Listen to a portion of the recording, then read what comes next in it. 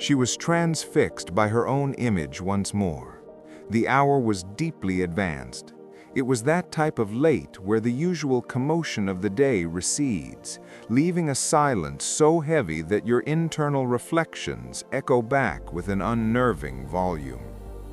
She did not shed tears, yet her hands fastened onto the sink's edge, as if the physical act were the only way to prevent her own disintegration. Outwardly, she presented as composed. She appeared successful. She seemed like a person who had definitively put the past behind her. But that is the fundamental deception inherent in the shadow. It shelters itself behind the pleasantries, beneath the comfortable habits, underneath the entire facade we construct. Because genuine restoration is seldom a visible public event. It is often a quiet resistance, expertly camouflaged as sheer resilience.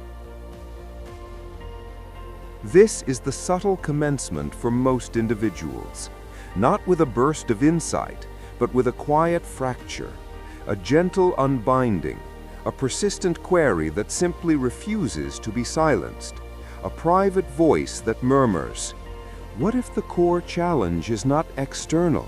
What if it resides within?"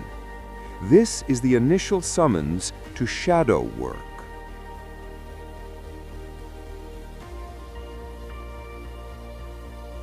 The very notion of shadow work can sound recondite, perhaps even a little theatrical, but it represents one of the most profoundly insightful psychological paths an individual can pursue. And we must face the unvarnished truth. The majority of people will never choose this journey, not because they lack the capacity, but because they lack the sheer fortitude to peer inward long enough to apprehend what is truly contained there. Carl Jung, the influential depth psychologist who originally articulated the concept, posited that every person harbors a concealed element of their identity, a dimension containing everything we have repudiated, suppressed, denied, or deeply feared. And, crucially, if we fail to integrate it, it will continue to subtly and unrelentingly exert control over our lives. Consider your own experiences. Have you ever had an overstated reaction to a minor slight, like someone's inflection, and later wondered, "That emotional response felt alien to me"? Or perhaps you've encountered moments where you inexplicably undermined your own success, pushed away something genuinely beneficial, or returned to a cycle you had solemnly vowed to escape. That wasn't fortuitous. That was your shadow actively governing the situation. The shadow is not inherently evil. It is not a thing to be eradicated or disposed of. It is an integral part of your whole self, brought into existence the moment you discerned which personal qualities were deemed acceptable and which ones had to be sequestered.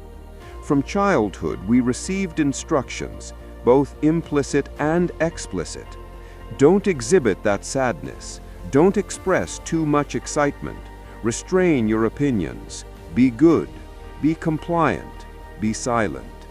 Consequently, we interred significant parts of ourselves, our anger, our genuine desires, our vulnerability, our innate creativity, even the full expression of our love. Shadow work is the deliberate and often onerous process of returning to excavate those buried pieces, not for the purpose of reliving the pain, but to re-establish harmony within the self, to become unified once more. But here is the detail they often overlook. Shadow work is decidedly unromantic. It is not a serene activity involving incense and soft music, petitioning the cosmos for inner peace. It is the challenging commitment to sit in utter stillness while your consciousness reveals everything you have expended years actively avoiding.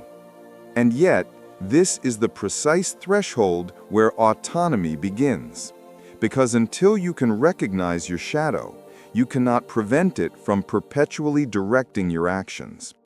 Jung once wisely observed, One does not become enlightened by imagining figures of light, but by making the darkness conscious. That is the fundamental essence of this practice. It is not a simple self-help technique. It is a necessary and profound confrontation with your deepest, most uncomfortable realities.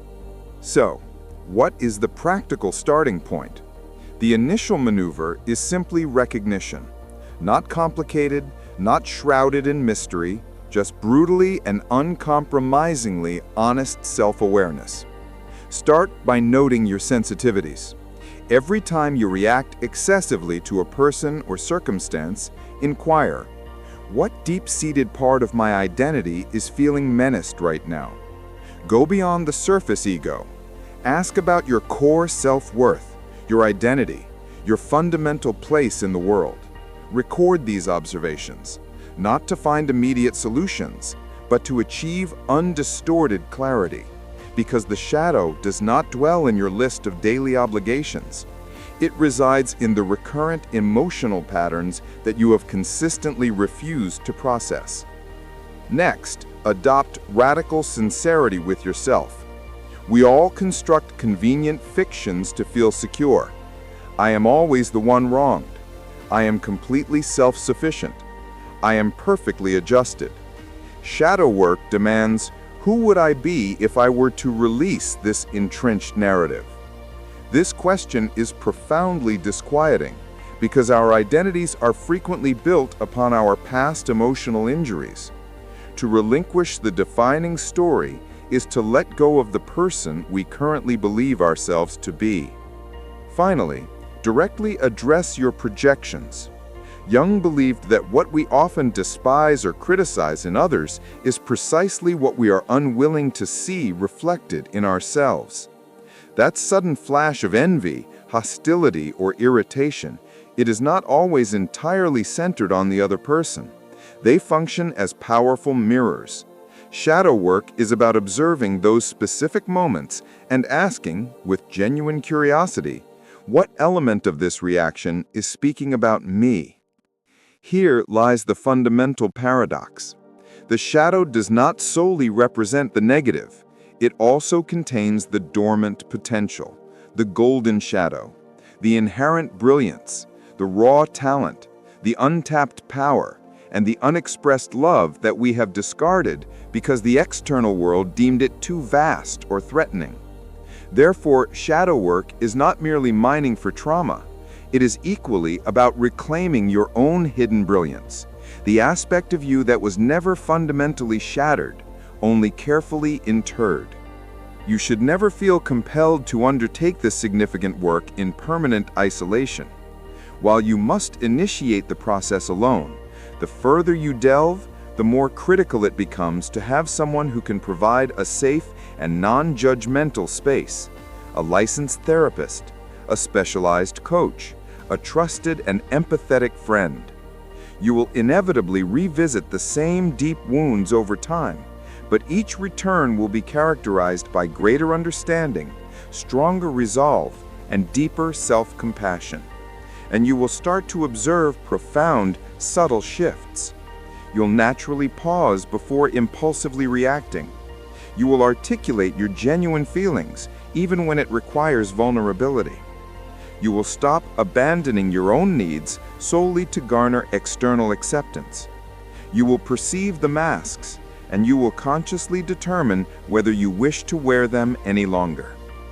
This is the path to wholeness, the journey of becoming your complete self, not just the charming version that smiles in public, but the one that suffers, the one that rages, the one that quietly dreams. Because completeness is not defined by perfection.